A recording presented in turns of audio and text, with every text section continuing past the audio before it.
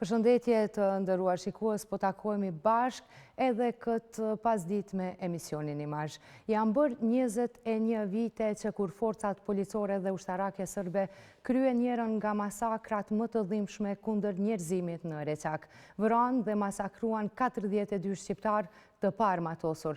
Me një rrëfim ekskluziv, sot në Imazh kemi e prorin për moral dhe politik nga komanda e zonës operative të Nerodimës. Është me ne në studio zotëri Fehmi Mujota. Përshëndetje dhe mirë se erdhët. Përshëndetje për shikuesit tuaj. Faleminderit që jeni sot me ne dhe me shikuesit tanë për të na rrëfyer për kohën kur ndodhi kjo masakër. Do të kthehemi 21 vite më parë për të nisur rrëfimin tuaj, zotëri Mujota, por fillimisht a mund të nisim këtë rrëfim për të na treguar se cila ka qenë gjendja apo situata ditë më parë para se të ndodhë kjo masakër në Reçak. Faleminderit shumë. Përshëndetje edhe njerë për teleshikuesit e Radio Televizionit Kosovës. Njëkohësisht me që jemi në 21 vjetorin e masakrës së Reçakut, të shpreh ngushëllimet për gjithë ata që kanë dhënë më të dashurit e tyre, jo vetëm në Reçak, por në gjithë Kosovën dhe për gjithë dëshmorët dhe heronjtë që dha ky vend. Nëse i referohemi kohës për cilën po flasim, atëherë paraprakisht më duhet të konstatoj disa prej shtyllave kryesore të luftës së ushtrisë shërbimtare të Kosovës për të ardhur deri tek rrjedhojat dhe pasojat e më të tjeshme që ka pësuar populli i Kosovës gjatë periudhës së luftës.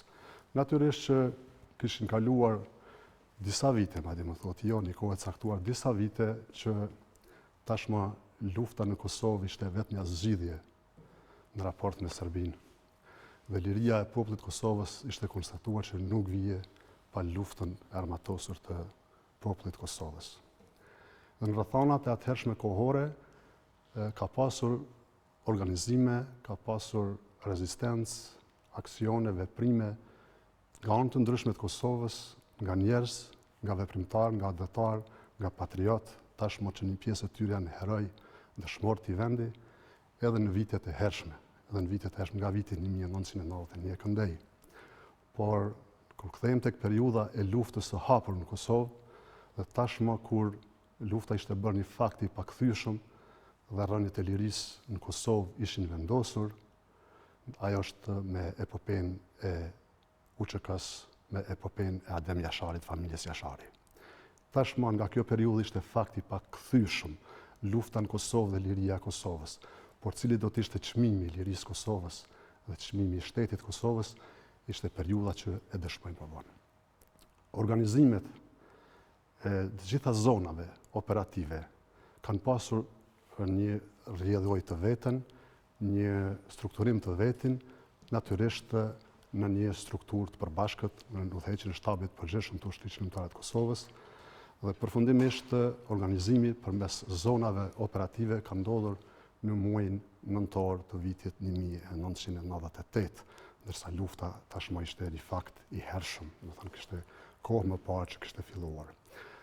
Po në këtë rast në zonën operative të Nerodimës, strukturimi që ka ndodhur, komanda që është vendosur, pas betejave të shumta në periudhën korrik gusht shtator sidomos, po edhe më herët, edhe në muajt mars, prill, maj, po sidomos muajin korrik dhe gusht ishin jashtëzakonisht sforcuara me luftime në të gjitha anët e Kosovës dhe me të përfunduar afërsisht një periudhë të tillë ka pasur një përpjekje të bashkisë ndërkombëtare për të vendosur një mision vëzhgues ndërkombëtar në Kosovë, që në atë kohë ishte i drejtuar nga ambasadori William Walker në krye të misionit vëzhgues të OSBE-s. Ky mision është vendosur në fillim tetorit, përkatësisht me 12 tetor të vitit 1998, atëherë kur shumë pasoja të luftës ma ishin evidentuar, ka pasur shumë luftar të vrarë, shumë dëshmor, shumë heroj, ka pasur shumë masakra të kryera në pjesë të ndryshme të Kosovës. Por akoma bota nuk ishte kuptuar me saktësinë më të madhe ose me dimenzionin e saj se çfarë po ndodh në Kosovë, ose më mirë me thonë nënde se kishte njohur realitetin e të drejtës së popullit shqiptar në Kosovë, të drejtë luftën e drejtë ushtrisë shqiptare të Kosovës dhe rrugën që duhet ndjekur më tutje.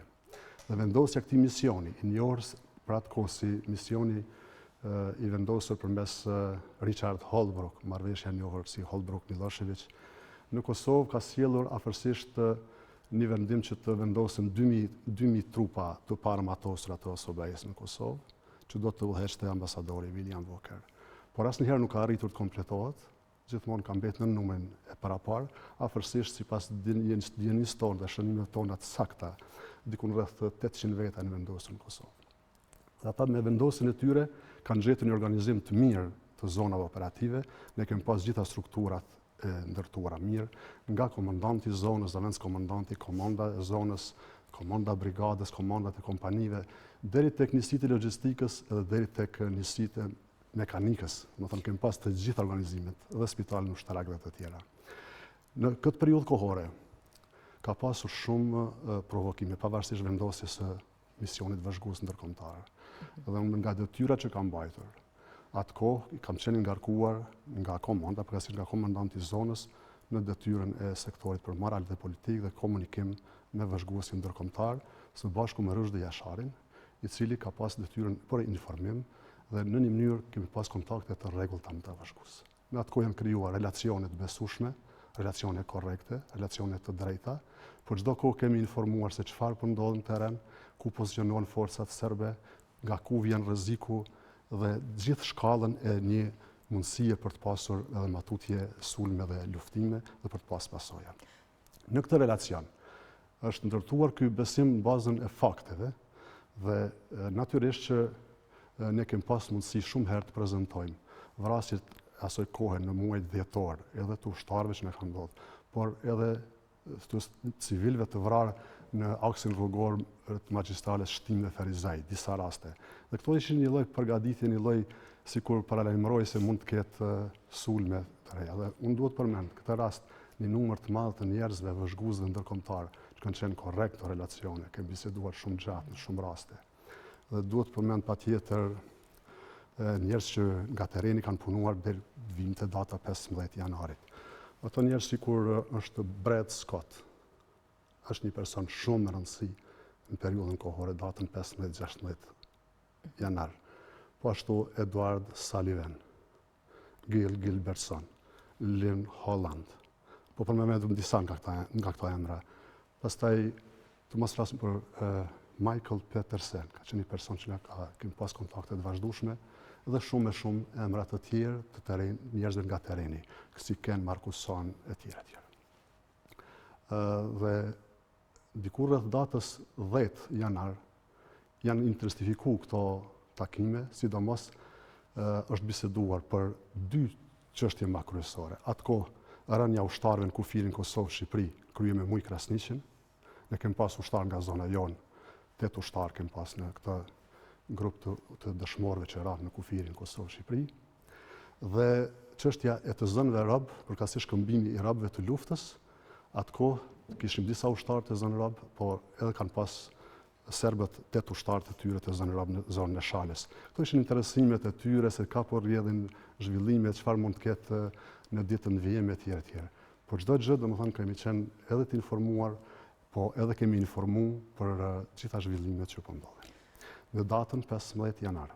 Këtu do doja të ndalesha zotërimu jota, nga se do t'ju kthejmë, do të thotë 21 vjet më parë, pikrisht me 15 janarin e atëhershëm për të na rrëfyer ekskluzivisht se si ka ndodhur kjo ngjarje.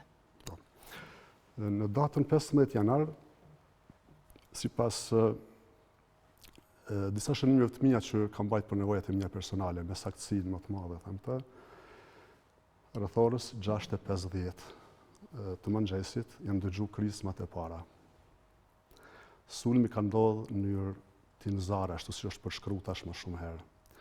Sulmi sipas krejt dhënave është përgatitur gjatë orëve të hershme të mëngjesit, nga krahu që njihet atje nga krahu i Belincit dhe është depërtuar në pjesën jugperëndimore të Reçakut, ndërsa nga pjesa ballore, përkatësisht nga Shtimja, është bërë presioni me ushtarë dhe ushtria dhe policia serbe nga dy pozicione, nga kodra e gështenjave dhe nga pishat e shtimës, vendet të quajtura në këtë mënyrë, ku ka pas forcat të koncentruara me makineri ushtarake, tanke, edhe deri tek armatimet e rënda. Kanë qenë vendosur në pishët e shtimës dhe në kodën e gështenjave. Sulmi ka filluar në mënyrë shumë të shpejtë, shumë brutale nga të gjitha anët. Atë kohë, një pjesë e banorëve, afërsisht, sipas dhënave tona që kemi mbajtur ato shënime, rreth 400 banorë kanë qenë kthyer në fshat, duke besuar, ta them kushtimisht, në atë marrëveshjen e arritur për një lloj paqe dhe qetësie. Dhe këto banorë, në mëngjesin e 15 janarit janë zgjuar, të merruar dhe të sulmuar nga gjitha anët. Gjithë ushtarët që kemi pas vendosur në Reçak, një kompani e vendosur në Reçak, me krejt potencialin e vetë, krejt kapacitetin e vetë është vënë në rezistencë. Fatkeqësia e gjithë kësaj ngjarje ka qenë që fillimisht në krahun që përmenda jug perëndimor, në pozicionin ku ishte ushtari Ismail Luma dhe Kadri Syla, këta të dy ushtarë janë vrarë në të pozicion, dhe nga ky pozicion ka qenë pastaj një mundësi më e lehtë e forcave serbe që depërtojnë nga prapa shpine. Dhe sulmi i ndodhur nga gjitha anët, goditjet, mitralimet, granatimet, ka ndodhur në periferi pak më të gjerë, pak më të largët, me vetmin qëllim që të mos lejojnë forca përforcuese të radhëve tona që të vinë nga komanda zonës që ishte në Mollopolc, dhe nga komanda brigadës pashtu që ishte në Mollopolc, dhe nga pjesët tjera, nga Greqevci, Budakova tjera. Dhe me një fjali është mbajtur në presion të vazhdueshëm luftarak, via frontit, nga bashkimi Lumeve në Jezerc, deri te Gurra ka dis drejtim Budakovës, dhe deri në Greqevci në qafë dulës nga këtë varg malor. Sikur thënë për gjatë të gjithë aksit rrugor, qafë dul deri në shtimin në grykën e Caralevës, dhe kanë pamundësu edhe depërtimet e ndihmave nga zonat të tjera për të ardhur në ndihmë. Ndërsa Reçaku i rrethuar nga të tri anët, e vetmja dalje për njerëzit, sikur është konfiguracioni i njohur tash për shumicën e publikut, ka qenë ose të ketë një dalje në drejtim të Kodrës shumë të rrëpit, të kaluar në Luzhak, një vend banim që është afër Petrovës, afër me grykën e Topillës dhe Nishtit që lidhet, ose për të kaluar vetëm në ndalje në drejtim të vendit quajtur Ura Islamit atë kohë në drejtim të Petrovës. Dhe shumica e banorëve, ata që kanë arritur të dalin nga ky rrethim, nga ky tmerr, kanë depërtuar përmes kësaj vije. Dhe kanë ardhur në drejtim të Petrovës, dhe gjithë ata njerëz janë drejtuar pastaj shumica në drejtim të Mollopolcit, për zonë pak më e sigurt, dhe një pjesë e tyre ka depërtuar ose ka arritur të kalojë edhe drejt në shtime. Por një numër jo i vogël i njerëzve ka mbetur brenda në fshat. Dhe informatat e tona të para, komunikimi jon i parë. Këtu doja të ndalesha për të kuptuar se si u njoftuat për këtë ngjarje që ndodhi. Dikun rreth orës 8 mëngjesit. Jam përpjekur të vendos një komunikim me vëzhgues ndërkombëtar me që ishin komunikim të rregullt, për të parë se çka mund të bëjnë në kuptimin e parandalimit të luftimit si pas mision që kishin ose vëzhgimi, verifikimin e tyre, dhe ka qenë e pamundur të vinë në komunikim. Fatkeqësisht të ditë më mungon të njëri që gjatë gjithë kohës kem pas afër në bashkëpunim, Rushdi Ashari ishte në mesjan me detyrë në zonën e Pashtrikut, dhe me një mënyrë pak më mungonin edhe konsultimet e moment, sepse prej komandantit zonës e të secili ushtar ishin në pozicione. Dhe këtë komunikim nuk kam arrit me vendos shpejt, për shkak të vështirësive të tjera, dhe sulmet kanë vazhduar edhe më fuqishëm. Diku rreth orës 9, vinë të plagosurit e parë, plagos që kanë kaluar nga fshati, dhe tregojnë afërsisht se çfarë po ndodh nga luftimet atje. Por pak kohë më vonë, është rreziku qëndrimi në Petrov, aty ku kishin në një zyrë ku takonin vëzhgues ndërkombëtar, dhe aty ku ishin të plagosurit, që kishin më herët, dhe personelin mjekësor në krye me doktor Vezir Bajramin dhe me motrat medicinale. Jemi detyruar që të marrim një vendim që të tërheqim rreth orës 9:30 mëngjesit, për shkak të rrezikut që ishte i kanosur tashmë edhe për të plagosërit që ishin në Petrov vendosur më herët dhe për personelin mjekësor dhe për të kriju një siguri për ata që vinë plagosur të nxjerrim në distancë më të largat dhe kemi dërguar në Lanesht, diku 8 kilometra në thellësi të maleve. Më thonë, motrat nacionale në krye me doktor Vezirin dhe pacientët që kanë qenë në mjekim dhe të tjerët që vinë plagosur. Dhe në këtë periudhë kohore, një numër disa dhjetra kanë ardhur me plagë, fatbarësisht jo shumë të rënda, po ka pas më vonë që kemi pas edhe njerëz me plagë shumë të rënda. Dhe janë drejtuar në këto drejtime. Rreth orës 10 na vjen në përforcim komandant Guri me njësi të veten nga Greqia, nga njësia diverzante vazhguese që ka pas për detyrën në shtabin e përgjithshëm, dhe vjen në përforcim. Po ka qenë jashtëzakonisht e vështirë që depërtohet nga krahu i Petrovës për të futur në Reçak. Dhe që këtë sipërfaqe ishte e zbuluar nga kodra gështenjave deri tek pozicionet tona. Dhe me orë të tëra, ndoshta është dashur për të arritur në distancë afërsisht 1000-1500 metra nga vendi ku tashma kishte ndodhur goditja e fuqishme dhe njerëzit që janë vrarë dhe ushtarët tonë që kanë qenë aty në luftimet që janë vrarë. Pastaj rreth orës 11, mbaj mend me saktësi, vjej plagosur afrim Syla. Tash është dëshmor në luftimet të mëdhenjshme me 10 maj është vrarë. Vjej plagosur. Nuk mbaj mend saktë se kush nga ushtarët e ka sjellur, po e di që ju ka dhënë ndihmë shpejt me që plagë nuk ka pas shumë të madhe dhe ka rrëfyer një mendim të tij, përkatësisht një të vërtetë, dhe thotë mos u merrni me plagën time, sepse shokët që kam pas rreth vete më kanë vrarë. Dhe ne jemi përpjek të themi që nuk janë vrarë, do të janë gjallë, thotë jo, unë kam pa ata që kam pas shokët e mi afër, disa prej tyre janë vrarë. Dhe doli e vërtet në fund ditës, pastaj do të rrëfej këto që sa kanë qenë të vrarë. Dhe në një situatë të tillë, luftimet kanë zgjatur, granatimet kanë zgjatur nga ora ato që thash 10 para 7 ose po themi orën 7 deri rreth orës 5 të mbrëmjes. Në ndërkohë gjatë ditës, ne kemi misionit vëzhgues ndërkombëtar, krye me këtë Bret Scott dhe Giovanni Fantinin në shoqërim me përkthyesin Salim Maqedonci, kanë qenë gjatë gjithë ditës në përcjellje të granatimit që kanë bërë të forca, po nga distanca. Dhe deri në mbrëmje, askush nuk ka ditë për pasojat plota, Për ngjarjen tragjike, për masakrën që ka ndodhur aty. Ne kemi ditë deri atëherë për vrasjen e Shashir Berishës dhe për ato që tha Afrim Syla për njerëz të vrarë, po në orët e para mbrëmjes, pak para se të përfundoj operacioni kushtimisht tonë, ose para se të ndalen granatimet, duhet dhënë një informat për televizionin shqiptar atë kohë. Dhe mbaj mend që kam bërë një informat të shpejt, po të matur, me gazetarin Aslan Bajrami atë kohë, dhe më pyet Aslani, thotë, çfarë kemi nga luftimet. Unë kam përshkruar atë se kemi një të vrarët konstatuar dhe disa të plagosur, por nuk dim për pasojat e fundit se çfarë do të jenë. Si u kuptua pastaj për ngjarjen, për masakrën që ndodhi aty? Po. Kjo informatë e matur, ndoshta dhe ndihmoj që të jemi më të vëmendshëm në hapat e matutjeshëm. Një moment i rëndësishëm për këtë. Rreth orës 6 në mbrëmje, ekipi vëzhguesve ka ardhur nga kodra shtimës në Mollopolç dhe është ardhur në Petrov. Dhe kam biseduar me ta për një 15-20 minuta. Kanë pyetur, a dini se çfarë ka ndodhur? Natyrisht edhe ne kemi bë pyetjen e njëjtë se sa kanë arritur ata të vëzhgojnë dhe të shohin. Unë kam thënë që ne ende nuk i kemi njerëz të kthyer nga terreni, gjithë ushtarët, pastaj zavendës komandanti i zonës, Imri Lazi me komandantin e brigadës Ahmet Kaçiku dhe shumë ushtarë që tash du t'i përmendim sepse mund t'ju vinë hak disave, kanë bërë krejt atë që ka qenë e mundur në orët e mbrëmjes për të pa pasojat, për të tërhequr të plagosurit, kemi pas plagosurit rënd, dhe natyrisht edhe ushtarët e vrarë dhe njerëzit e vrarë. Por në misionin vëzhgues ndërkombëtar kam thënë që ne ende nuk i dim pasojat, por dyshojmë se ka shumë të vrarë. Deri atëherë s'kemi përdorur fjalën të masakruar sepse s'kemi ditur.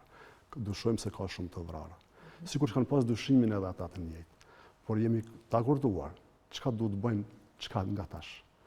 Jemi të akorduar që nëse dojmë të mësojmë më saktësisht çka ka ndodhur, ne gjatë natës do të mbledhim raportet tona në komandën e zonës dhe do të japim informat më të saktë herët në mëngjes sepse besonim se do të rifillojnë luftimet herët mëngjes. Dhe nëse ka ndodhur diçka që ne po dyshojmë, më madhe se sa kaq, ka mundësi që me kohë të hymë në vendin e ngjarjes. Dhe kemi lënë si vend takim po ashtu në Petrov, rreth orës mes orës 6:30 dhe orës 7. Por do të plotësoj një gjë. Gjatë orëve të mbrëmjes kur jemi takuar në komandën e zonës, kur ushtarët janë kthyer nga tereni, kur repororët e tyre kanë dhënë çfarë detyrat, kanë shikuar gjithë terrenin, kanë nxjerrë ushtarët e vrarë. Kanë konstatuar se ka ushtarë të vrarë, 9 ushtarë të vrarë. Pikërisht në datën 15 janar në orët e vona të mbrëmjes. Deri rreth orës 9 ne kemi ditë, flas orës 21 të darkës, kemi ditë për 9 ushtarë të vrarë dhe për 5 apo 6 të civil që janë pa gjatë kohës që kanë arritur mi tërheq disa prej trupave. Po nuk kemi arritur që të mbarojmë gjithë punën me që nata e vonë dhe ushtarët e vrarë janë vendosur në xhaminë e fshatit në Mollopolc. Në Mollopolc që komanda zonës. Dhe shkarkimi I tyre kufomave, në cilën pjesë kam qenë edhe prezent, është një ngjarje një rrëfim veçantë që s'du ta ngarkoj publikun. Janë vendosur ushtarët në xhami dhe të nesër në mëngjes ne kemi prit rifillimin e luftimeve dhe të shohim pasojat, për çka me bë për njerëzit e tjerë që në vrapë për t'i varros apo. Ndërsa si u kuptua për ngjarjen për vendin ku ka ndodhur masakra? Po, me që u morëm vesh në mëngjes të vijen vëzhgues ndërkombëtar, ka ndodhur saktësisht kështu. Në orën 7 mëngjesit vije Bret Scott, Giovanni Fantini dhe Salim Macedonci. Dhe para se të kënoj kontaktim me ta, vinë banorët, ata që kanë mbijetu nga kjo masakër. Dëshmitar që kanë ditë se bashkëtarët e tyre nga shtëpia ku e ngrumullu, që njerëzit janë nxjerrë nga shtëpitë, nga shtëpia që e ngrumullu, I kanë dërguar në drejtim të vendit quajtur Kodra Bebushit. Dhe këta njerëz kanë ditë ku të orientohen. Kanë shkuar kanë pa bashkëtarët e tyre herët dhe kanë mbrinë në Petrov para se të komunikoja me vëzhgues ndërkombëtar. Dhe më kanë thonë. I di edhe emrat e njerëzve tash po të mos I hyjnë hak 3-4 prej tyre dhe thonë, fatkeqësisht për ato që kemi dyshuar mbram, se mos janë marrë në forcat e sigurisë në Ferizaj apo janë vrarë, e vërteta është se të gjithë janë të vrarë. Dhe tash unë konstatoj para tyre vëzhgues ndërkombëtar se fatkeqësisht për ato që kemi dyshuar mbram, se ka mujt me ndodh një tmerr shumë I madh. Të gjithë janë të vrarë dhe besohet që do të jenë rreth 40 veta të ekzekutuar. Kemi bërë edhe një komunikim të shkurtër se çfarë të veprojmë më tutje. Kërkesa ime natyrisht ka qenë të ditë gjitha mundësitë që të rifillojnë luftimet, që është mirë të hymë sa më shpejt në vendin e ngjarjes. Të hymë në Reçak. Dhe pajtimi tyre ka qenë I plot. Por ne nuk kishim mundësi tjera me hymë në ato rrethona, me që kishim një llada niva që hetoi shumë nga forcat serbe dhe mund të sulmojnë çdo moment, kam kërkuar, po them për herë të parë publikisht, kam kërkuar nga këta vëzhgues ndërkombëtar që unë të shkoj në makinën e tyre dhe të futemi në Reçak. Dhe ju arritët të shkoni atje? Arritëm. Këta u pajtuan, me që ishte një ngjarje shumë e tmerrshme dhe unë kam shkuar me makinën e vëzhguesve ndërkombëtar deri në Reçak.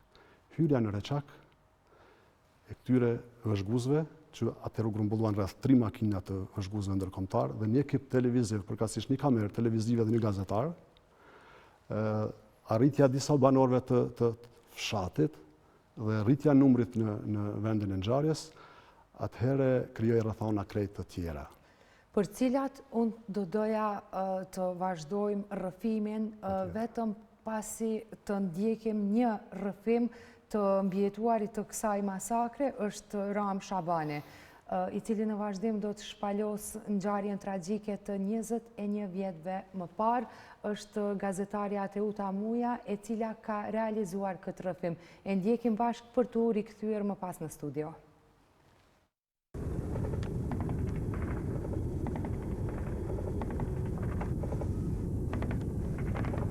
Mëngjesi I hershëm I 15 janarit I vitit 1999, Reçakun e gjeti të rrethuar nga forcat policore dhe ushtarake serbe. Datë kjo e cila në faqen e historisë u shënua si një ndër më të kopshmet në vend.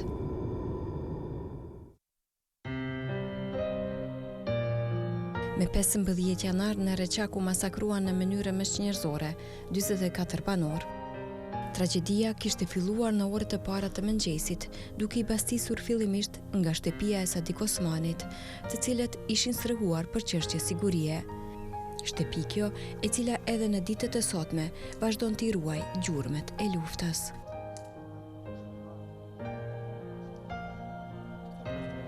Ram Shabani është njëri ndër të mbjetuarit të masakrës. Ai rrëfen për dramën e asaj dite tragjike. Forcat serbe ja kishin masakruar edhe vëllain e tij 20 vjeçar Bajrosh Shabanin, si dhe 11 kushërinj. Këto jena orë me 15 janar sherri po drumit, ka pos granatime të forta, sherri po drumit jena orë këto, jënë të bu, vë banërët, shkajmë konë së shpijesin konë përmi gjallat vetë. Një 30 kusurin konë thëmija gro, edhe 30 burra jena konë. Edhe qëto konë ku pëshijet që këven një shtollë e gjangve. Dhe këto e kanë granatu që pëshijet shpija, edhe atjetër, edhe janë që granatune, edhe ohre u konë. Këtu këna najtë nuk e di so konë ku, ata në mëhi në kanë morë, prej që tu hit krejt, u konë plët pëles, në kanë morë, në kanë qitë qëto. Në barë? Në barë. Në shakë në posë në gjepë, por letën e pëtima, në kanë qitë qëto, në kanë rejë. Unë e më konë qëtje, te që e më ulla qëtje.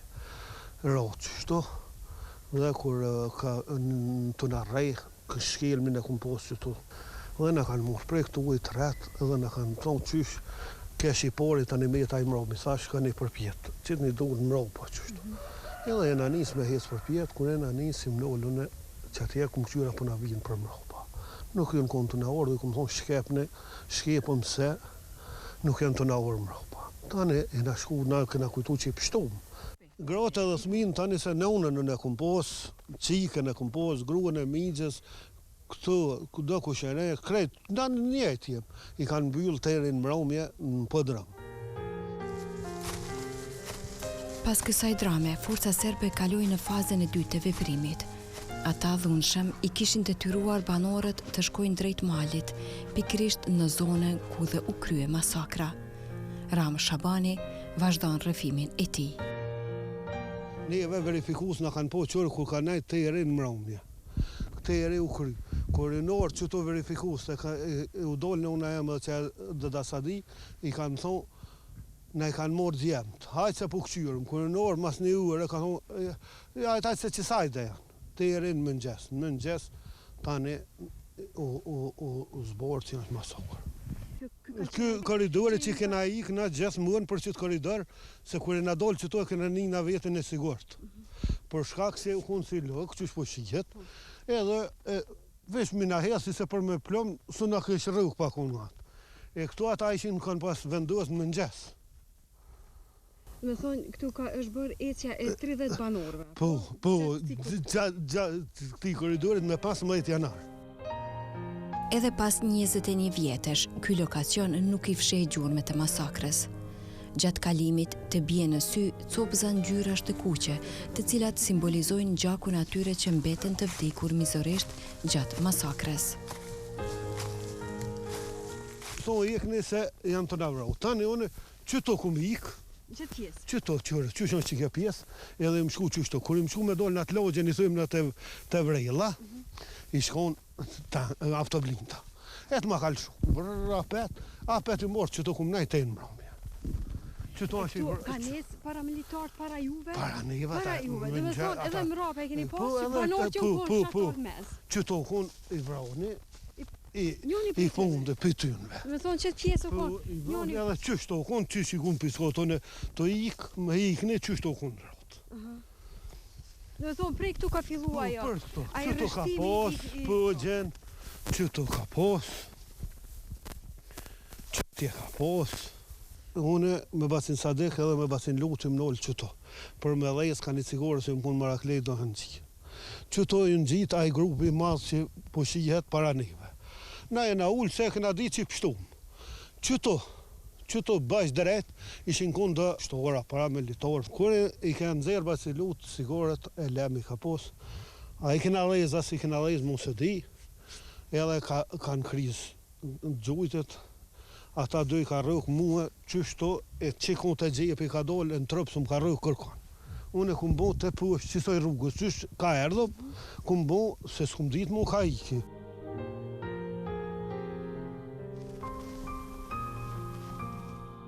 E këta që ku i ka posu, ishe një alone për filma, dajan me kryte push, dajan lëmë, qësh ka mujtë ka bon ta. Ragipi gjinë u konë qanej vetë, konë zamrën hekë, ka për që në ka posë në kuj. Unë e ku ma për pak të mëromje. Halo sot gjinën gjurë me të tyme. Unë nuk e di qysh, thot nuk u konë masakër, që i krejtë bëhet a ka thonë. Se na jena vronë dërë të së bësë. Na jena prej në dërë të së bësë e u konë armë pushem. Neve na kanë përcjellë prej ku i thash unë prej trofës sot ku është të gishtajt. Na kanë përcjellë ose bëja kretë, se muli u konë i vogël, ma i madh i drunë ka konë qika qatë herë.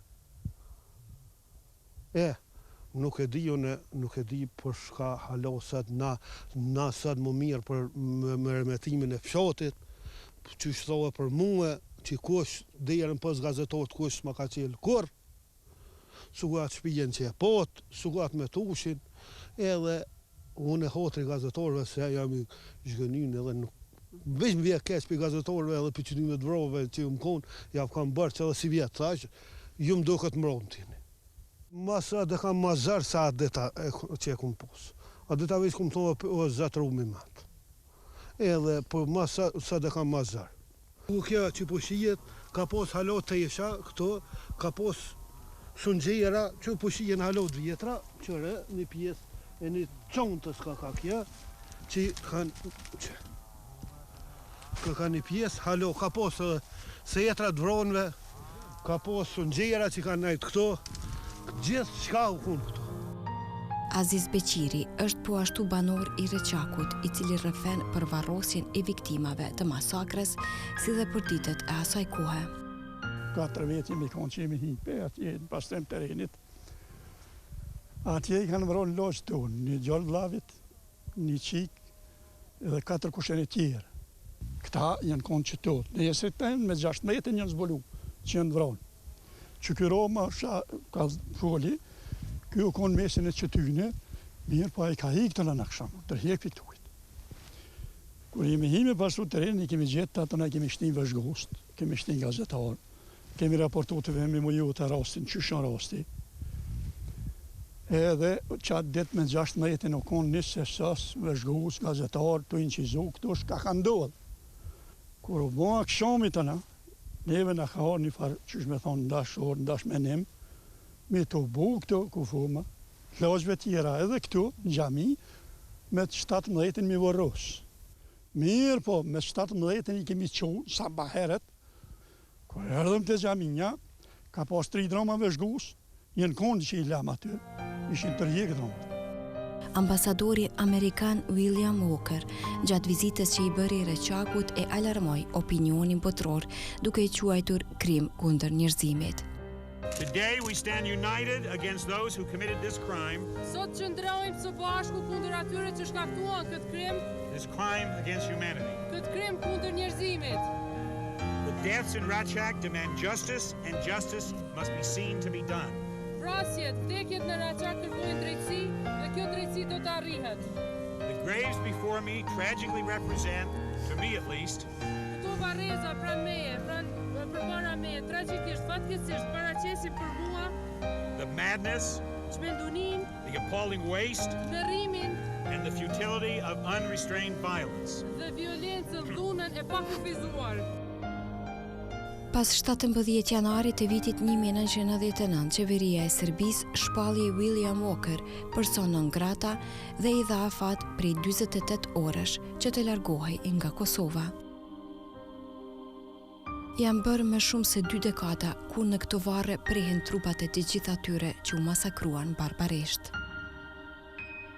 Këtu me pas majt janar po shuajnë 41 të vrorë dhe të masakruar. Edhe 3 janë masane që në gjek, a i plokin 100 vjetë u gjek në shpe. Haliti u vrojnë shtime, Hasoni u vrojnë Petrov, edhe 3 tjerë të gjithë janë 41. Njo nuk e kem sa i dhe halo vërë janë shihopër, se e zhdukur, kem këto janë të gjithë të vrojnët me 15 janar. Ngjarja e 15 janarit pati jehon të madhe. Tragjedia e Reçakut solli deri te konferenca Rambujes, ku faktori ndërkombëtar vendosi intervenim ushtarak të trupave të NATO-s. Këshilli i Sigurimit i OKB-s nxorri rezolutën 1244, ku Kosova vihej në administrim civil ndërkombëtar. Krimi i gjenocidit që njihet në opinion publik si Masakra e Reçakut ka qenë dhe mbetet një ndër krimet më të mëdha kundër njerëzimit. Edhe për kundër fakteve, presidenti aktual i Serbisë, Aleksandar Vučić, krimin në fshatin Reçak e quajti trillim i sajuar nga William Walker. Ish ambasadori i misionit të OSBE-s, William Walker, ka thënë se nuk është as pak i befasuar lidhur me deklarimet e zyrtarëve nga Beogradi, lidhur me deklaratën e presidentit serb Aleksandar Vučić, i cili me 5 dhjetor tha që krimi në Reçak është i fabrikuar, pati reagime të shumta nga vendorët dhe ndërkombëtarët, përfshirë këtu edhe autoritetet e Bashkimit Evropian.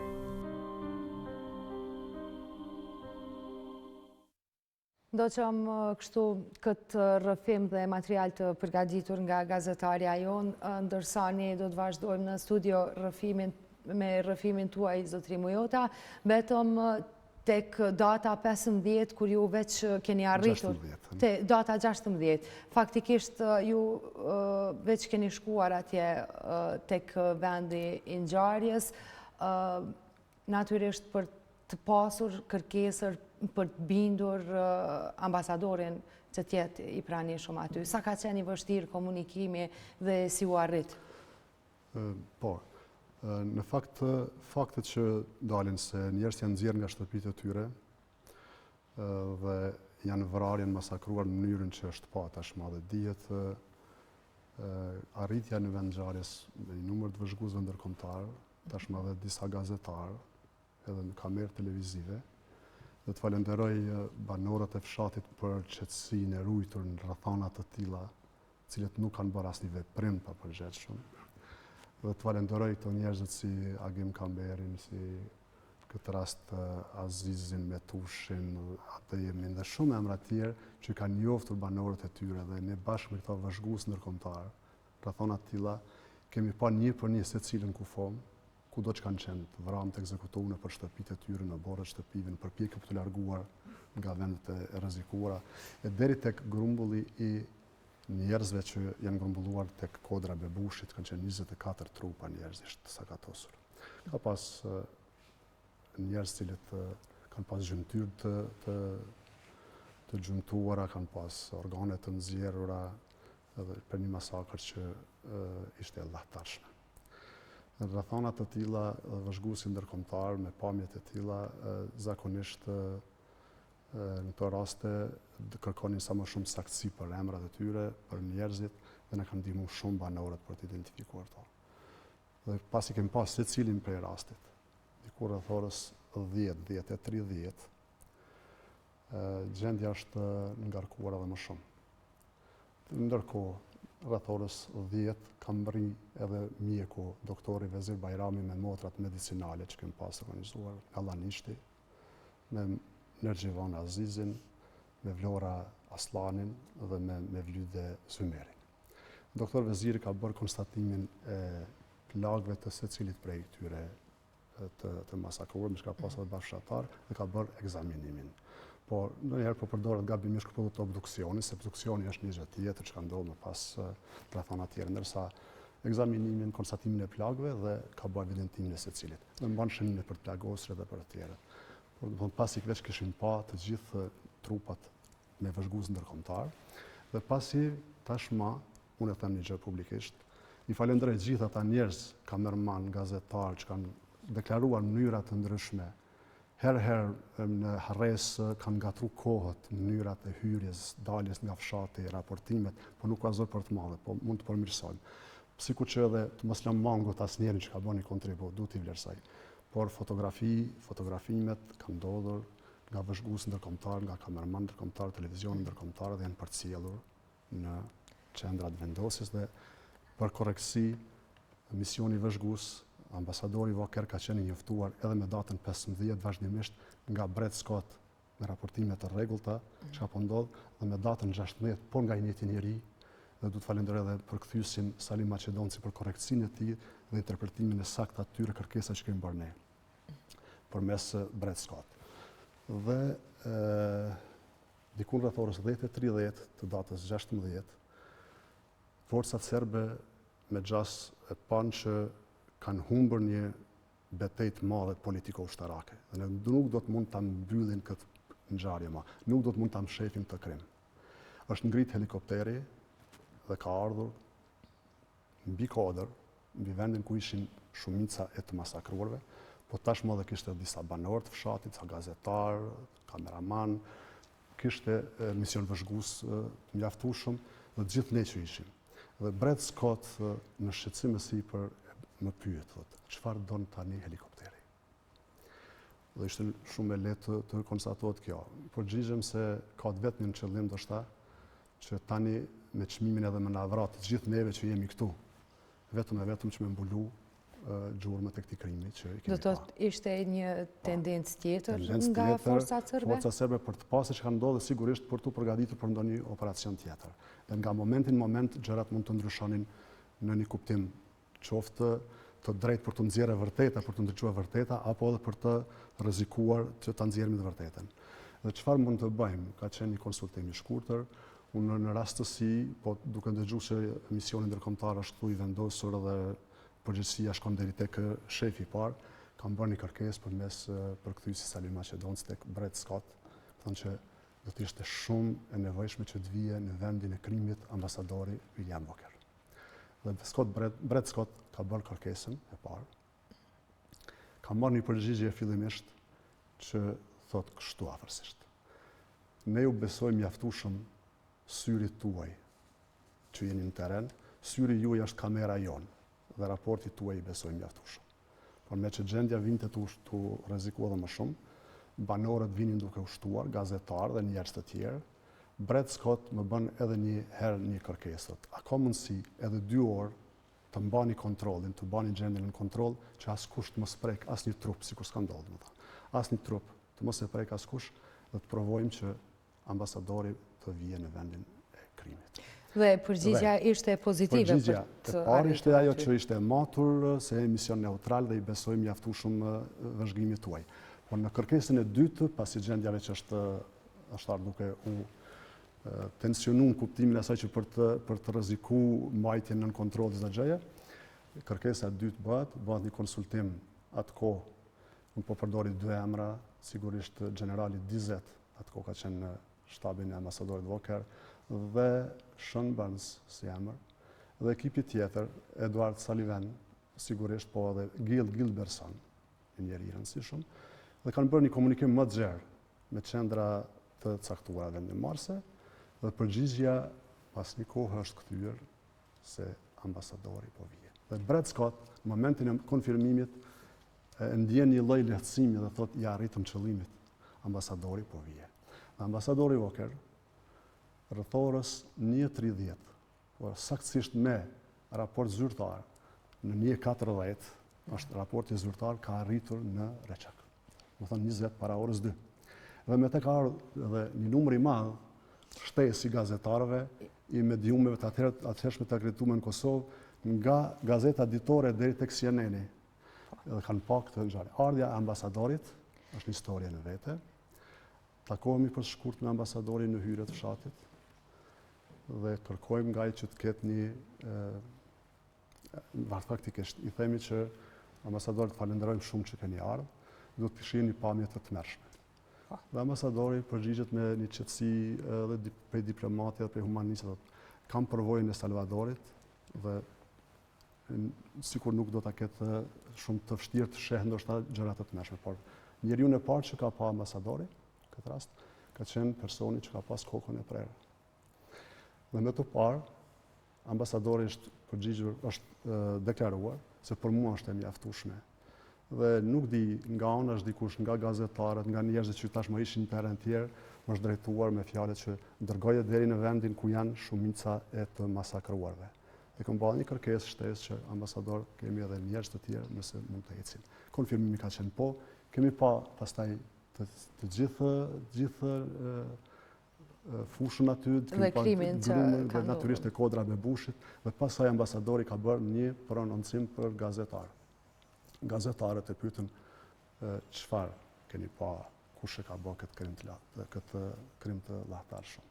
Ambasadori ka pas një deklarim se ata duken sa shifin janë bujq, janë njerëz fshatar pa mbrojtur dhe ka ndodhur një krim kundër njerëzimit.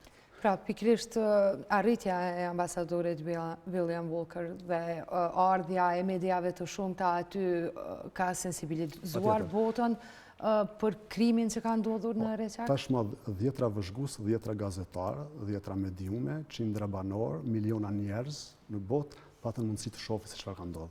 Dhe është edhe një histori tjetër që ndërlidhet me te.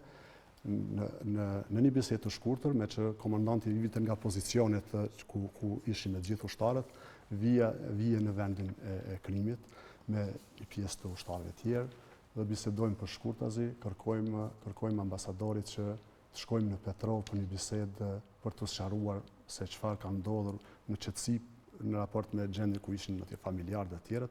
Ambasadori ka pranuar që të vijë në Petrov dhe prej orës 3 dhe në orën 4 pas dite kemi pas një bisedë në Petrov me ambasadorin, kemi sqaruar çka ka ndodhur gjatë kohës dhe thelbi i kësaj është kjo. Ne kemi kërkuar që ambasadori të thot atë që është e vërtet, atë çfarë ka ndodhur dhe çfarë ka pa, atë që pa në të gjithë, atë që ka pa edhe ambasadori, ndërsa ambasadori neve na ka lutur që të jemi të përmbajtur, që të mos bëjmë veprime të cilat nuk do të ishin të nevojshme përderisa patjetër. Ne kemi tregu vetë përmbajtje në raport me çdo element tjetër për të treguar ndonjë veprim pa kujdesshëm, ndërsa ambasadori në orën 6 të mbrëmjes në Prishtinë ka mbajtur konferencë shtypi dhe edhe më detajshëm e ka dhënë gjithë shpjegimet dhe ka quajtur krim kundër njerëzimit. Do të vazhdojmë edhe për disa minuta me rrëfimin tuaj, zotri Mujota, por do të ndjekim tutje një rrëfim tjetër. Është Muhamet Bilali, invalid i luftës, i cili tregon për ngjarjet e asaj kohe e veçmas atë të 15 janarit të vitit 1999, kur ushtria çlirimtare e Kosovës i kishte bërë rezistencë forcave sërbe gjatë gjithë kohës së luftimeve.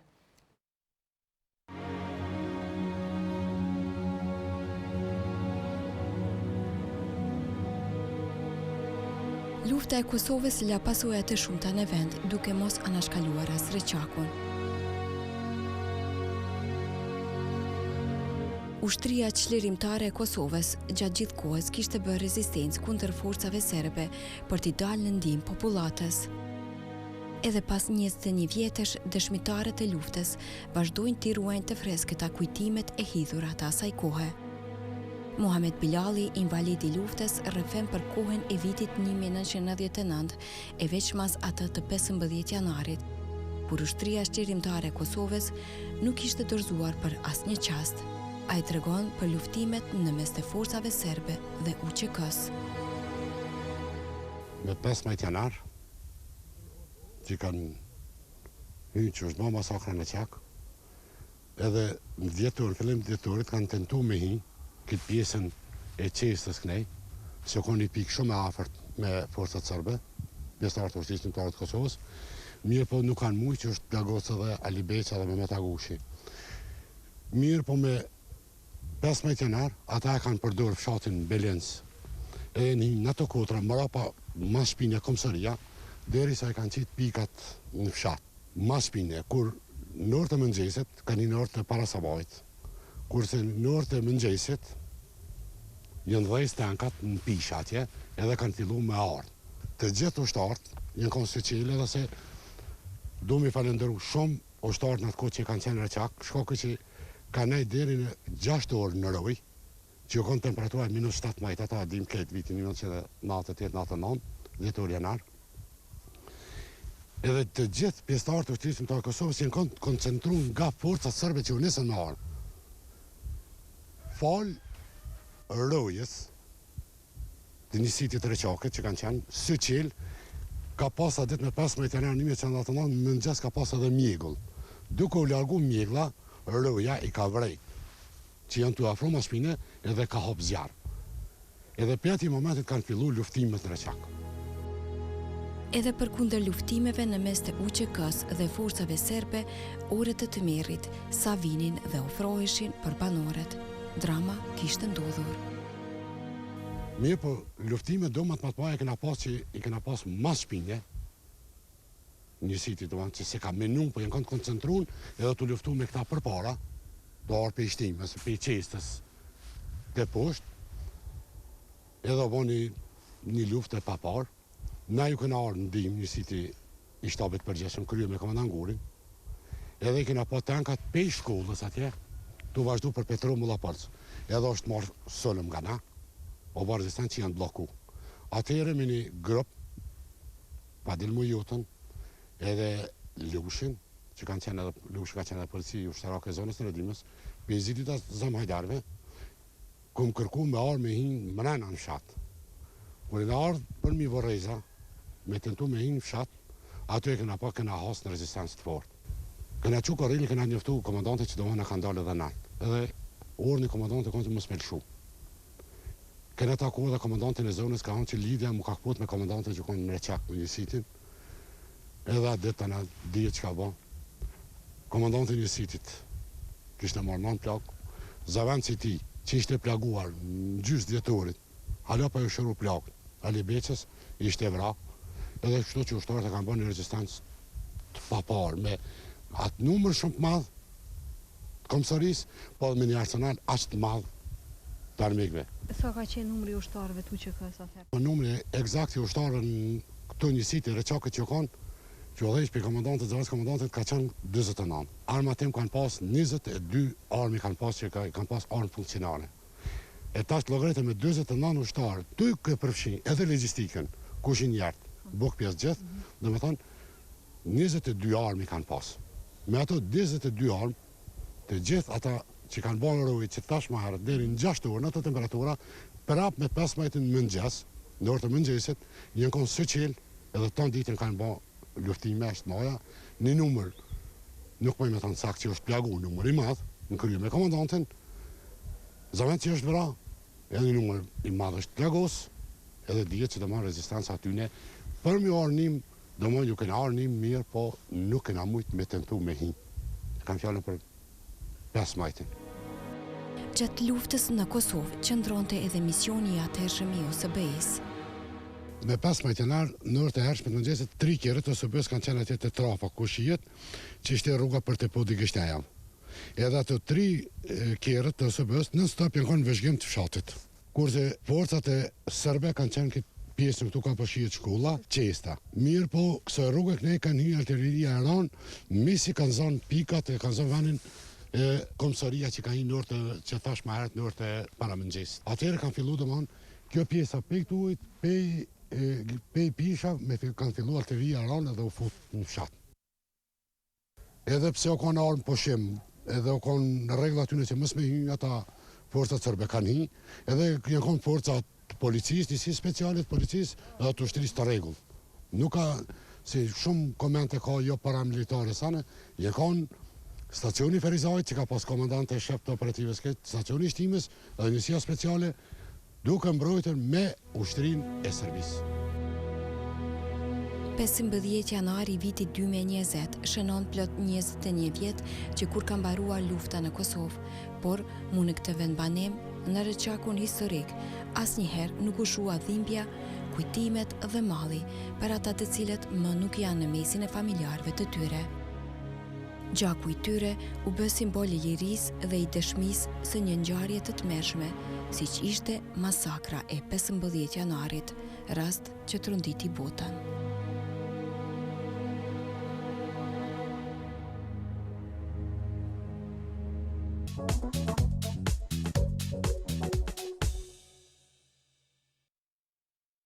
Të nderuar shikues, u rikthyem edhe për pak minuta për të vazhduar me rrëfimin e mysafirit të cilin e kemi në studio sot. Pikërisht po flasim 20 vite pas masakrës së Reçakut dhe mbetëm tek datat 17, 18, 19 janar pas dëshmisë ambasadorit i cili ishte i pranishëm në vendin ku është kryer ky krim. Çfarë ndodhi më pas, çfarë ndodhi në këto data, zotri Mujota? Ndoshta do të na flisni pak për këto minuta, si u realizua dhe obduksioni dhe pse zgjati kaq shumë kohë deri te ceremonia e varrimit? Patjetër, unë të pas konsiderat edhe kohën e misionit tuaj, do të përpiqem që në mënyrë pak më përgjithësuar të i përshkruaj këto ditët në vijim. Përveç që da merret kohë më shumë, atëherë datën 17, në vend që të ishte një situatë tjetër që të ndodhte varrimi i të masakruarve, çfarë ndodh? Regjimi serb, okupatori serb merr vendim që ambasadorin Voker ta shpall person non grata. Pas 3-4 dite, policia sekrete serbe ta rrah përkthyesin që ka qenë në ditën 15 dhe 16 janar me ambasadorin Voker, Salim Maqedoncin, brutalisht. Dhe datën 17, Danica Marinković, prokurore serbe, krye prokuroria serbe, merr vendim që me forca të hyjnë në Reçak për të marrë kufomat për të bërë ekzaminim përkatësisht obduksionin, siç e qunë atëherë. Na njoftojnë vëzhgues ndërkombëtar se lufta po fillon, se forca serbe duhet hyjnë me forcë brenda. Dhe gjatë datës 17 ka pas gjatë tërë ditës luftime. Forcat serbe në përpjekje për të marrë kufomat, ndërsa UÇK-ja në mbrojtje të kufoma, natyrisht, dhe të mbrojtjes së drejtësisë dhe të vërtetës. Dhe në këtë rast, do të them që gjatë datës 17 nuk kanë arrit forcat serbe të depërtojnë, të pas parasysh rrethonat e krijuara ditët pa ndërprerje në pozicionet ushtarëve dhe shumë çka tjetër. Gjendja ishte paksa e rënduar, por megjithatë data 17 përfundoi pa arritjen e qëllimit të forcave serbe. Në datën 8 ne kemi bërë 2 kërkesa elementare. Kemi thonë që ekzaminimin mund të bëhet vetëm nëse marrin pjesë edhe patologët me mjekët ligjor shqiptar dhe në praninë e Tribunalit të Hagës, që atëkohë e kryesonte Luisa Arbor. Luisa Arbor nuk është lejuar të hyjë në Kosovë, edhe pse ka ardhur deri në kufirin Kosovë-Maqedoni. Dhe forca serbe do të bënin qëllimin e tyre për të mshef diçka nëse mund të mshefet nga krimi. Data 17 përfundon pa arritjen e qëllimit. Luftimet rifillojnë me datën 18 dhe diku pas dite arrin që forcat serbe të depërtojnë deri tek xhamia fshatit ku ishin grumbulluara kufomat në fund të datës 16, me ndihmën e banorëve të fshatrave përreth, po dhe banorëve të Reçakut, dhe marrin forcërisht kufomat dhe dërgojnë në morgun e Prishtinës. Obduksionin kanë menduar forcat serbe ta bëjnë vetëm me patolog serb për të nxjerrur një të vërtetë që ata dëshironin, se kanë vrarë njerëz të uniformuar, njerëz të armatosur e tjerë. Dhe kanë caktuar ekip vetëm serb, ndërsa ne kemi dalë me kërkesën që nuk pranojmë, përmes OSB-s gjithmonë, nuk e pranojmë asnjë rezultat që nxjerrin të patolog, sepse nuk mund shifet e vërteta dhe këtu po ndodh krimi i dytë. Përmes Michael Peterson. Ne kemi bërë këtë komunikim atkohë. Dhe ne kemi pas këtë kërkesë që të ndodh një obduksion i paanshëm, ndërkohë është marrë vendim që të vije një ekip i bjelorusëve, patologëve bjelorus. Para mendon tash bjelorus dhe serb të bëjnë obduksionin pa praninë e askujt nga shqiptarët dhe nga të tjerët. Dhe më në fund me këtë insistimin edhe tonin që nuk e pranojmë një rezultat që do të nxjerrin ata sepse vërtet është tonë, tash është pa. E tëra, Bashkimi Evropian ka vendosur ta autorizojë Helen Arantën në krye të ekipit mjekoligjor finlandez dhe obduksioni ka zgjatur, e di që impresion kohor, po obduksioni ka zgjatur për disa ditë, më saktësisht prej datës 15 kur ka ndodhur masakra, në datën 11 shkurt ka ndodhur ceremonia e varrimit. Për 26 ditë ka qenë një deseade tërë e çështës të obduksionit. Dhe më në fund Helena Aranta në raportin e saj final e konstaton atë që ishte konstatuar më herët se krimi ka ndodhur. Raporti zyrtar nga Helena Aranta dhe ekipit mjekoligjor finlandez. Dhe tash në vend se të ndodhë një ceremoni varrimi e dinjitetshme, forcat serbe u përpoqën që dëgjojnë mënyra të tjera, përmes familjarëve, përmes njerëzve të tjerë, përmes presionit caktuara që të kemi pas rast ndonjë, që të bëjmë një varrim selektiv, të pahetueshëm, jo publik për njerëzit pa praninë e njerëzve të tjerë dhe në një farë mënyre kanë kriju një konfuzion.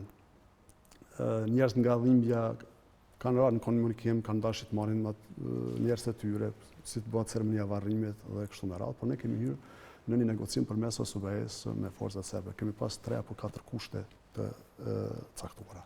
Ne kemi kërkuar që varrimi të ndodhë në çestin e Reçakut, të largohen forcat serbe nga aty, dhe që varrimi të jetë i dinjitetshëm, të marrin pjesë të gjithë njerëz që mund të marrin pjesë në varrim, të marrin pjesë edhe mediume ndërkombëtare dhe lokale natyrisht, dhe këto kërkesa dhe të ndodhë varrimi me datën 6 shkurt. Në 6 shkurt ishte, si rrjedhoi, ishte thirrë grupi kontakt, ishte caktuar konferenca Rambujes dhe në 6 shkurt fillonte konferenca Rambujes. Kjo nuk është pranuar për shkak se trupat ishin në morgun e Prishtinës dhe nuk varet nga ne, cilën ditë mund ta bëjmë varrimin. Natyrisht, dhe nuk u pranoi kjo datë, po megjithatë kaloi në datën 11. Po edhe forcat serbe nuk u larguan nga çesta e Reçakut, të donin që të mos ndodhë varrimi në njëjtin vend. Dhe ne ishim insistues në këtë dhe kemi negociuar shumë me David Morris, një njeri që ka ndërmjetësuar ndërgimin e delegacionit të UÇK-s, një pjesë e delegacionit nga aeroporti i Prishtinës në Rambuje. Dhe kërkonin që çfarë mund bëjmë. Ne kemi qenë të arsyeshëm në kërkesa, po të vendosur. Dhe kemi thonë që nuk mund ndodhë varrim selektiv. Ata kanë bërë një vdekje të veçantë, do të varrosen një vend përbashkët, do të ketë prani të njerëzve, do të ketë prani të mediumeve. Dhe kemi arrit një lloj marrëveshje finale, insistimi ynë ka bërë që të ndodhin edhe largimi keqkuptimeve eventuale për njerëzit, për ndërhyrjet e tjera, dhe mendimin e Këshillit mbrojtje të drejtat të njerëzit për ato përgatitjet mortore, për arkat, për kufomat e shumë çka tjetër, transporti, për çka ne s'kem pas mundësi të merrem, në marrë të tjera, por në dikun datës 9 dhe 10 shkurt, kemi ardhur deri tek konstatimi që varrimi do ndodhë me 11. Dhe ndodhi ceremonia ashtu? Dhe ka ndodhur ceremonia varrimit, kërkesa jone e fundit ka qenë që në ceremoninë varrimit vija ambasadori Voker, dhe këtë ka pranuar, dhe ka shtu një vizitë shumë të rëndësishme që ka pas të realizoj në Moskë atë kohë, për 24 orë, dhe ka ardhur në ceremoninë e varrimit. Në ceremoninë e varrimit ka pas shumë njerëz të pranishëm, ka pas shumë mediume, ka ardhur ambasadori me gjithë ekimin e tyre. Ambasadori ka mbajtur fjalën e tij dhe në emër të gjithë strukturave tona të UÇK-s, strukturave banore të tjera, një fjalë martore ka mbajtur me vendim të komandës së zonës dhe ka përfunduar ceremonia e varrimit diku në orat e pasditës. Kem pas disa bisedime interesante porosi të fuqishme të asaj kohe dhe nga ambasadorët dhe nga të tjerët, sigurisht në ato që kur ma djallë në Kosovën s'ka me vizitu dhe na vije shumë keq, bashkësisë ndërkombëtare vije shumë keq që është dashur të ndodhë dhe Reçaku që të kuptohet se çka po ndodh në Kosovë, cila është e drejta e Kosovës, cila është lufta e drejtë e Kosovës dhe ky popull që duhet të fitojë lirinë e vet. Dhe natyrisht se ne kemi shprehur shqetësimin edhe atëherë se nëse nuk parandalohet krimi do të shtohet edhe më tej. I dim pastaj rrjedhojen pas konferencës Rambujes, ndërhyrjen e NATO-s, vazhdimin e krimeve në Kosovë deri në ditën e lirisë Kosovës në 10 qershor. Do të ndjekim edhe një material tjetër për tu rikthyer me minutat e fundit të këtij rrëfimi. Në Reçak ende nuk dihet se ku ka mbetur Sahide Metushi, ndërsa forcat serbe pas vrasjes trupin e pajet të viktimës e kishin dërguar në drejtim të panjohur. Përpjekjet e familjarëve për zbardhjen e fatit të saj kanë qenë të pasuksesshme. Në vazhdim mund ta ndiqni rrëfimin e djalit, është Hasan Metushi, i cili tregon për ngjarjen e 15 janarit të 99-s.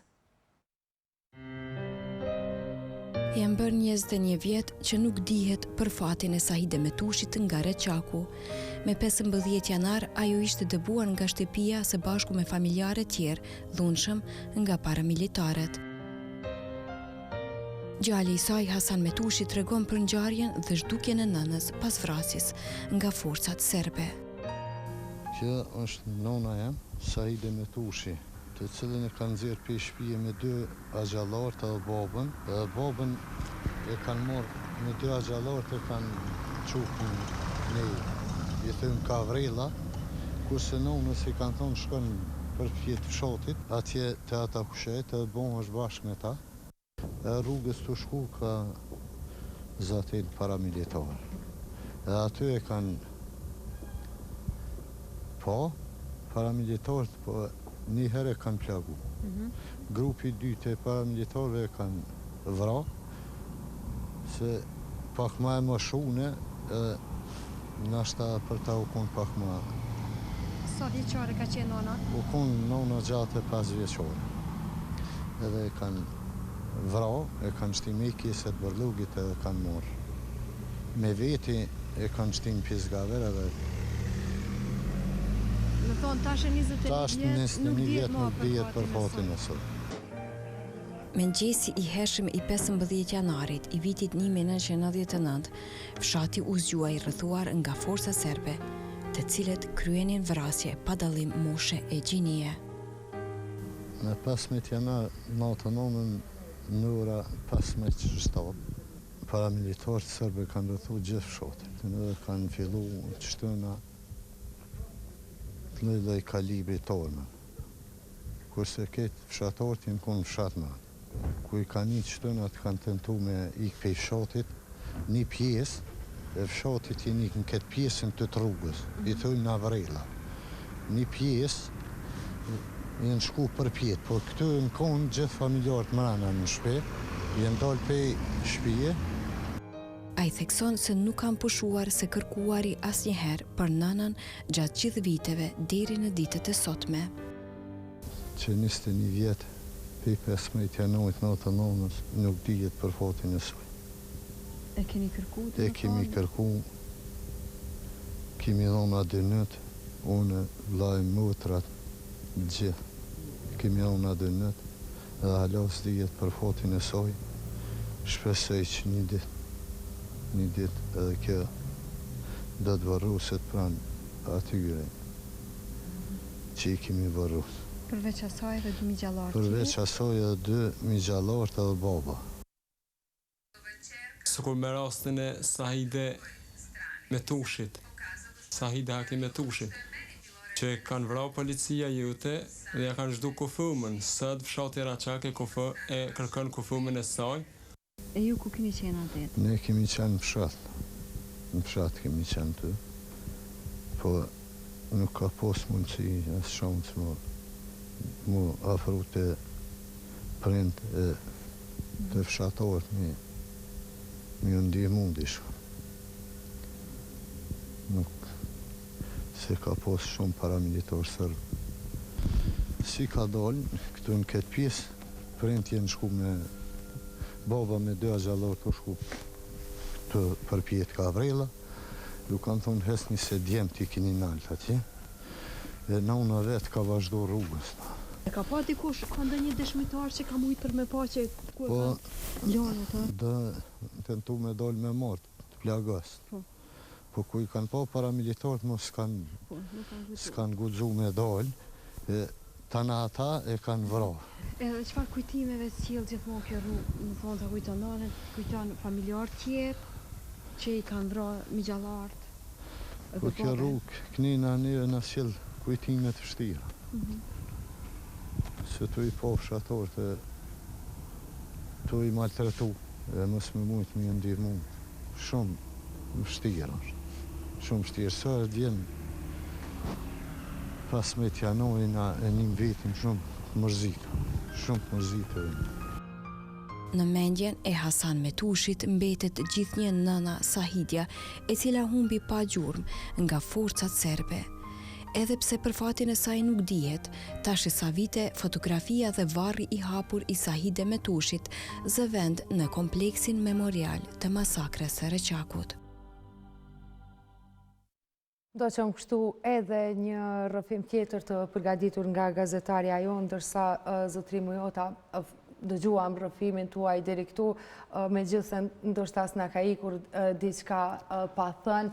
Unë do doja për fund fare, nëse nuk keni diçka për të shtuar, a besoni që pas kaq shumë vitësh drejtësia do të triumfoj dhe a besoni që kryesit e këtij krimi, kësaj masakre, më në fund do të dënohen? Para se t'jap konstatimin përfundimtar për këtë në mungesë kohës më tepër, duhet të them një gjë. Në datën 19 janar vritet komandanti i brigadës Ahmet Kaçiku. Në datën 18 janar janë varrosur mes natës 18 dhe 19 janar 9 ushtarë tjerë të vrarë, ndërsa Ahmet Kaçiku dhe Vezir Jashari në ditën në vije me datën 21 varros Ahmet Kaçiku, komandanti i brigadës në mbrojtje të kufomave. Duhet të them edhe 2-3 elemente tjera që kanë peshë ndoshta në këtë punë, është ajo se ka pas një përpjekje që nga atëherë, e deri tash që masakrën e Reçakut të mos mund e prezentojmë ashtu si është e vërteta. U përpoqën së fundit edhe presidenti i Serbisë që ta quajë trillimta. Është absurditet që të kanë menduar njerëz të atë kohë se gjëja është konstruktu, se gjëja njerëzit gjatë natës që kanë ndruar rrobat dhe kanë qenë ushtarë të vrarë etj. Këto kanë qenë tregim rrëfim i Serbisë që po vazhdon në matutje. Drejtësia nuk e ka mbaruar punën e vet. Unë personalisht nuk besoj shumë që do të ketë mundësi që secili individ veç si krys të dënohet. Unë kisha insistuar shumë që Serbia të marrë dënimin ngjashëm me Holokaustin, ngjashëm me dënimin për nazizmin që është bërë. Të dënohet aparati shtetëror sepse terrorin, krimin e kanë bërë shteti, ushtria dhe policia serbe. Po përmend emrat që janë shumë të ditur publikisht. Slobodan Miloševići, Milutin Milutinovići, Nikola Shajnovići, Sreten Lukići, Danica Marinkovići dhe Dušan Lončar janë vetëm disa nga emrat që do të zbërthenin gjithë strukturën komanduese të tyre dhe ndoshta tek secili individ. Drejtësia nuk ka arritur në vend për Reçakun dhe për shumë masakra në Kosovë dhe këtu duhet bëhet shumë më tepër. Drejtësia nuk është selektive, drejtësia duhet të arrijë secilin. Kështu që ka punë shumë në mënyrë institucionale për të argumentuar, për të thënë, për të bërë gjithat që duhet të bëjnë organet e drejtësisë, sidomos ata që janë kompetent, dhe më tepër duhet të jetë vëmendje bashkisë ndërkombëtare në mënyrë që dhe në rrethonat aktuale politike dhe të problemeve të shumta në rajon, Kosova të mos jetë ajo që sulmohet, po të jetë ajo që mbahet në përkrahje, sepse në Kosovë është thyer edhe një rrezik i madh i gjithë Ballkanit dhe liria e Kosovës nuk e ka rrezikuar askënd, përkundrazi Kosova dhe shqiptarët kanë bërë luftë titanike për të pas lirinë e tyre, për të pas shtetin e tyre, dhe ne duhet bëjmë më tepër si institucione, duhet bëjmë më tepër edhe si popull për të vërtetën tonë. Dhe për hir të korrektësisë kam mbajtur disa nga shënimet bukur të sakta të këtyre kohëve dhe unë do të kërkoja nga historian atë dashës të mirëfillt dhe njerëz në qetësi që ta nxjerrim ta shpalosim sa më shumë të vërtetën tonë edhe përmes filmave dokumentar, por edhe përmes shkrimeve dhe mënyrave tjera për ta shpalosur të vërtetën tonë.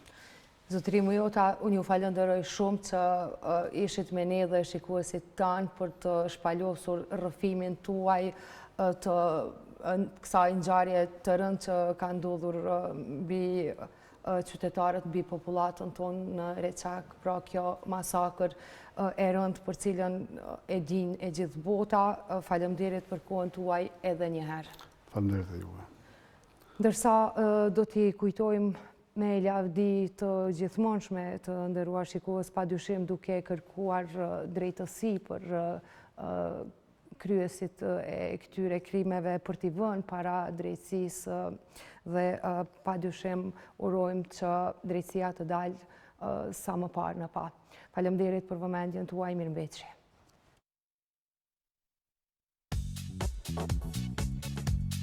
Thank you.